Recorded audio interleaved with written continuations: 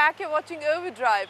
If there's one segment in the Indian car market that drives growth, it is the hatchback segment without a doubt. Manufacturers vie with each other for volumes. And so we see updated versions of hatchbacks being put out regularly into the market. The latest is the updated version of the Ford Figo, which has done very well for Ford. Sohini tells you what's new about the new Ford Figo.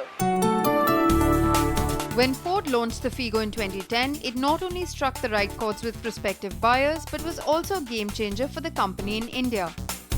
The winner, ladies and gentlemen, is the Ford Figo.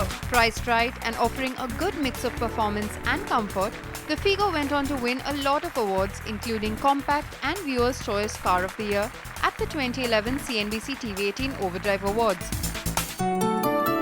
But 2 years is a long time in the auto business, and even though the Figo has become a regular sight on Indian roads, the competition has been busy.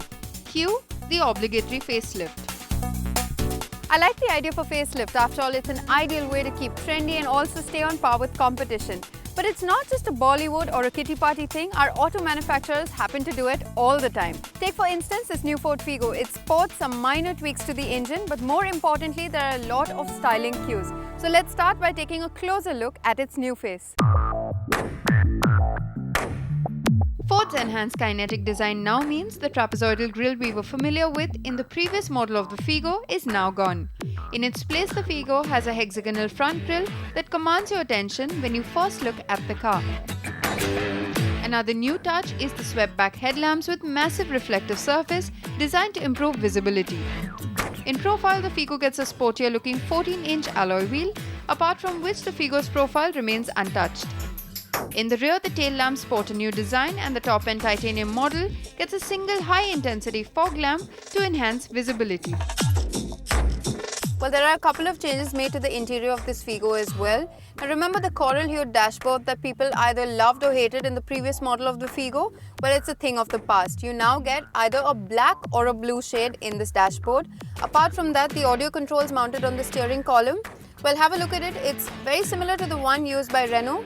But unlike the steering mounted audio controls, this takes a little while getting used to. Apart from that, the driver's side seat and the front passenger side seat is extremely comfortable owing to the lumbar support.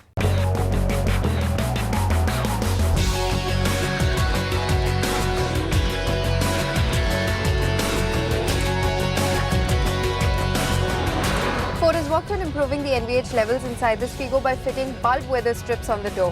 What that does is make this cabin a pretty quiet place to be in. Apart from the cosmetic changes, both the 1.2-litre Duratec Petrol and the 1.4-litre Duratora diesel engines have been tweaked, with calibration changes offering improved low-end torque. In Overdrive's test, the petrol delivered an overall mileage of 14.2 kilometers to the litre, and the diesel gives an overall figure of 17.2 kilometers to the litre. Now, an interesting feature that Ford has introduced on most of its top-end variants is the automatic warning hazard light. Now, what that does is, if you're driving at high speed and you happen to brake suddenly, it triggers off the hazard lights, and that in turn warns the traffic around you. Now, this slightly more attractive looking Figo comes at an equally attractive price. At 4 lakh for the base petrol and 5 lakh for the base diesel model, I guess Ford have a good hatchback on offer.